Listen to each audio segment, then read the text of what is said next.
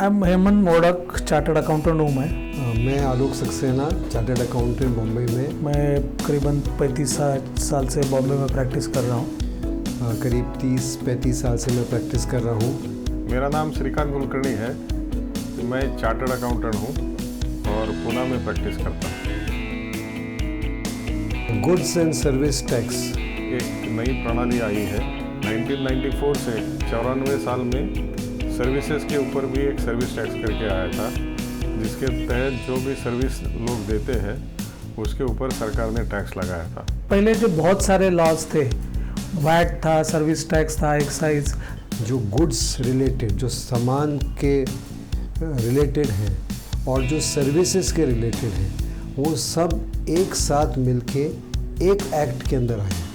और इसीलिए तो स्लोगन है वन कंट्री वन लॉ। अलग अलग प्रकार के जो रेट्स और टैक्सेस हैं और रेट्स हैं वो सब ख़त्म हो चुके हैं।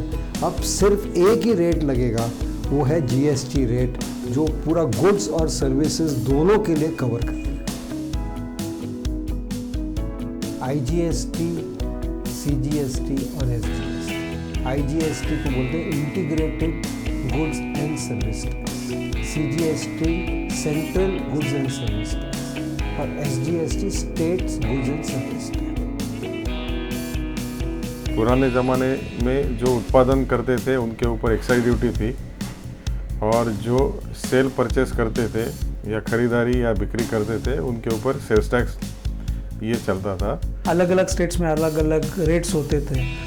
जब भी कोई उत्पादित माल लेते थे तो उसके साथ अपने को एक्साइज ड्यूटी भरनी पड़ती थी और उसके साथ साथ सेल्स टैक्स भी वसूल किया जाता था। एक्साइज ड्यूटी और सर्विस टैक्स, इसका कलेक्शन सेंट्रल गवर्नमेंट यानी गवर्नमेंट ऑफ इंडिया के पास जाता है, और सेल्स टैक्स का जो कलेक्शन है वो अपने अपने राज्य में जमा होता था। तो there was no level playing field. अब ये 3 बेसिक टैक्स जाने के बाद अब नया गुड्स एंड सर्विस टैक्स आया है। अभी पूरा देश में एक ही रेट स्ट्रक्चर रहेगा। यानी पुराने ज़माने में जो सेल्स टैक्स था और सर्विस टैक्स था वही अभी बरकरार रह गया है, और उत्पादन शुल्क जो था एक्साइज ड्यूटी वो पूरी तरह से ना के बराबर हो गया है, और इसलिए उसको गुड्स एंड सर्विसेज टैक्स कहा गया है। So business will be easy even whenever a foreign person has to come and invest, तो तभी उनको मालूम पड़ेगा कि मुझे टैक्स बर्डन क्या आने वाला है। क्योंकि ये सब राज्यों के इंटरेस्ट रखने थे, इसलिए ये 3 कंपोनेंट जीएसटी के किए गए हैं।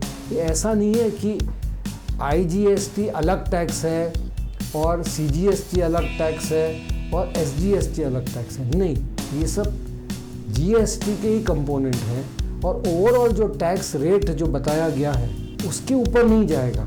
उसको कैसे तोड़ के बनाया है इंटर स्टेट और इंट्रा स्टेट के बीच में, वो ही है ये 3 टैक्स, और कोई नए टैक्स नहीं। और ये जो टैक्स बना है उसमें भी ज़्यादातर पुराने वैट यानी सेल्स टैक्स और जो सर्विस टैक्स के उसके ही प्रावधान को सम्मिलित करके एक नए सिरे से ये टैक्स बनाया है, जिसमें पूरे भारतवर्ष को एक सरीका टैक्स रेट आएगा, ऐसी सरकार की धारणा है।